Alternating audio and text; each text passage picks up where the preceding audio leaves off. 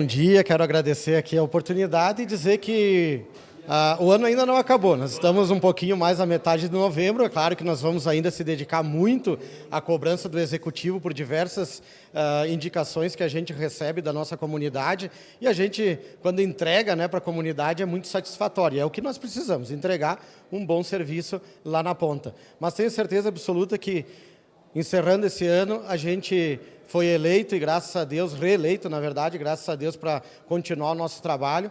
E nós que fizemos muitas indicações, acho que ao final desse ano foram mais de 600 indicações, é bastante, a gente atende muita comunidade e nós vamos continuar. Então, que as pessoas nos procurem, porque por diversas vezes a gente diz, venham visitar o vereador, e a gente às vezes acaba não tendo visita da comunidade. E quando a comunidade vem aqui, pode ter certeza que ela será bem atendida e nós vamos fazer de tudo para entregar o melhor serviço possível. Então, só dizer que esse ano ainda vamos fazer as cobranças necessárias, mas o ano que vem a gente entra, vamos dizer, com o pé direito novamente, para que a gente possa fazer, junto com a nossa equipe, um bom trabalho.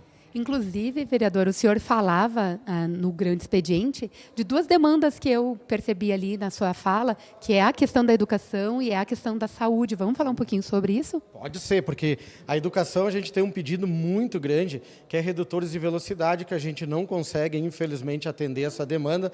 A gente tem diversos protocolos e acaba que a gente protocolou um projeto de lei para ter redutores de velocidade na frente das escolas, porque a gente não é atendido. E também na questão, sabe, da pintura dos cordão e a placa para o transporte escolar poder ter o seu lugarzinho ali, vamos dizer assim, reservado para que as crianças possam, em segurança, entrar dentro desses veículos e ser entregues em suas casas. E isso, infelizmente, não é respeitado pela mal educação do povo, que coloca ali, quando tem a placa, mesmo tendo a placa dos horários, eles acabam colocando, e aí a gente precisa uma fiscalização humana ali mais forte, que seria dos fiscais de trânsito, mas também a gente fez diversas indicações nas que não tem essas placas e nem a calçada pintada ali, o cordão. Mas a gente vai cobrar esses. E quanto à saúde, sim, essa a gente comemorou que nós tivemos 2 deputados federais eleitos nas últimas eleições, e eu gostaria de 4, 5, independente do partido, porque a gente sabe que emendas virão para a saúde, porque 50% delas são destinadas à saúde, e nós precisamos muito atender essa comunidade que tanto sofre. Ótimo. Muito obrigada pelos esclarecimentos. Um bom dia para o senhor. Obrigado, um bom dia a todos.